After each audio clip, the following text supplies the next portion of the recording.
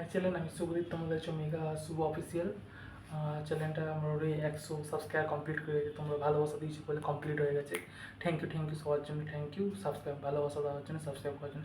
আরও বেশি বেশি করে যাতে আমরা এগিয়ে যেতে পারি। চলো আজকে একটা নতুন ব্লগ নিয়ে চলে এসেছি।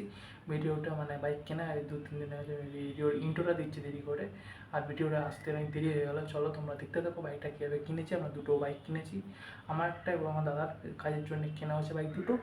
চলো আমরা ফাইন্যান্সে নিয়েছি, একটু বেশি শোরুমের সময় লেগে গেছে, অনেক কিছু প্রসেসিং করতে হয়, কাগজপত্র।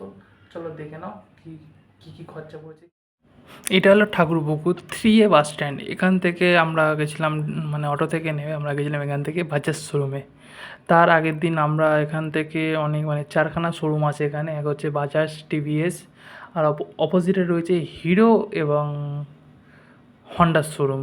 আমার 4টে জায়গায় ইনকোয়ারি করার পরে লাস্টে বাজাজ শোরুমে গেছিলাম। গিয়ে আমরা একটা মডেল চয়েস করি, সেটা হচ্ছে আমাদের সিটি 100 110 বাজাজের বাইক।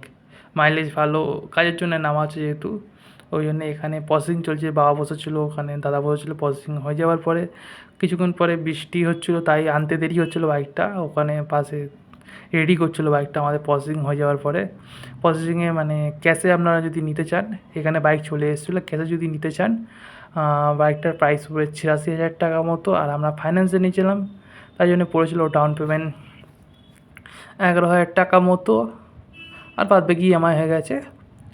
এখানে বাইক দিয়ে দিয়েছে, দাদার ছবি তুললো। এটা হচ্ছে আমার বাইকটা, নীল কালার।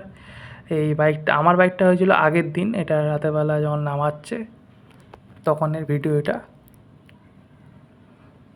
এখানে দেখাবে কী কী আছে, ছোটো ছোটো ভিডিও জাস্ট ক্লিপগুলো নেওয়া হয়েছিল, তোমরা দেখতে থাকো।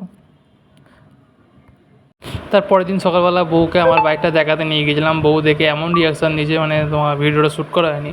চলো বউকে নিয়ে একটু ঘুরু করতে গেছিলাম, মানে ওই বিকেলবেলাতে যখন দেখাতে নিয়ে, তারপরে একটু ঘুরতে নিয়ে গেছিলাম ওকে।